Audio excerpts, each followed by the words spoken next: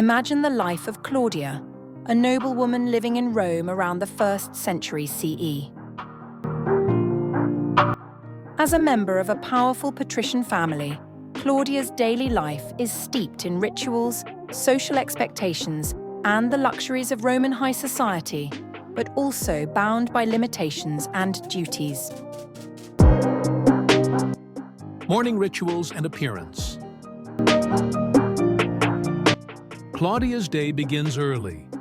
Her attendants, often skilled Greek or Egyptian slaves, assist her with a morning bath in a room lined with marble and warmed by a hypocaust, an underfloor heating system.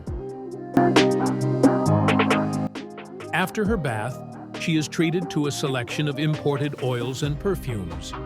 Lavender from the south of Gaul, frankincense from Arabia, and rosewater from Alexandria.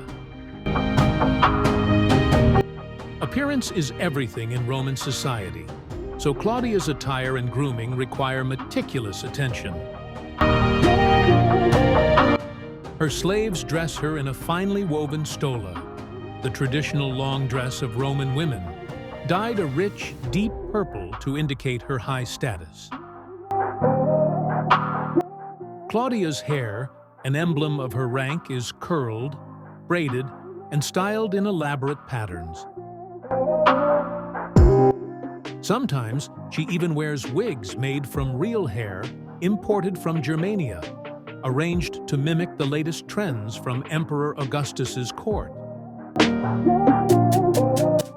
Jewels, rings, necklaces, and bracelets adorn her wrists and neck, many of them heirlooms passed down through generations. Duties and education. Although noblewomen like Claudia did not receive the same formal education as men, they were expected to be well-read and intelligent, particularly to uphold the family's honor.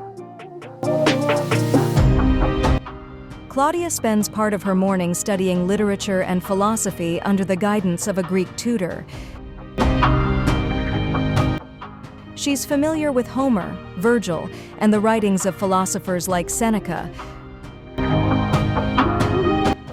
Roman society may limit a woman's public role, but it places great value on a noblewoman's intellect and virtue. Claudia's father, a senator, often engages her in discussions about politics and recent events, valuing her insights, even though she cannot directly participate in politics.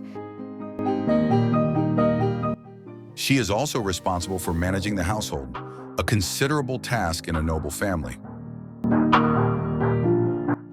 Claudia oversees the household staff, manages resources, organizes banquets, and ensures the estate runs smoothly. Her father and husband may be the public faces of the family, but Claudia wields authority within the household, a domain as complex as any small empire. Social and religious obligations. Claudia's family has connections to the Vestal Virgins, and she frequently visits the Temple of Vesta, offering sacrifices and consulting the priestesses on auspicious dates for family events. Religion plays a vital role in her life. She believes in the favor of the gods and their influence on her family's fortunes. As a noblewoman, Claudia is expected to participate in rituals and ceremonies, representing her family at religious events. She is also a patroness of the arts. Roman nobles often sponsor poets, philosophers, and artists, and Claudia has taken a particular interest in supporting a young poet whose verses have begun to attract the attention of the city's elite. She holds gatherings at her home, where the poet recites his latest work for a circle of guests, blending entertainment with an opportunity to showcase her family's cultural sophistication. Leisure and social life. In the afternoons, Claudia might go to the Thermae public bath, not just to bathe, but to socialize. Although these are often mixed spaces, noble women can attend during specific hours reserved for women. She meets with other women from the aristocracy, catching up on gossip about court affairs, political shifts, and marital alliances. This network is crucial. While men conduct formal politics, Roman noble women form alliances, exchange favors, and secure influence through marriages and connections. Sometimes Claudia hosts or attends lavish convivia, banquets, often themed and adorned with decorations from distant conquests or inspired by exotic lands. Dining couches are draped in silk, and dishes include delicacies from across the empire, oysters from the coast, figs from Africa, spiced wines from Hispania. Women of the highest rank often have separate dining rooms, and while they might not join the men for after-dinner discussions, Claudia is allowed to dine with them on special occasions, where she observes debates and discusses philosophy. Evening reflection and personal time. As the evening settles, Claudia retires to her private rooms. She may write letters to friends or family members in distant provinces, or read some of her favorite texts by lamplight.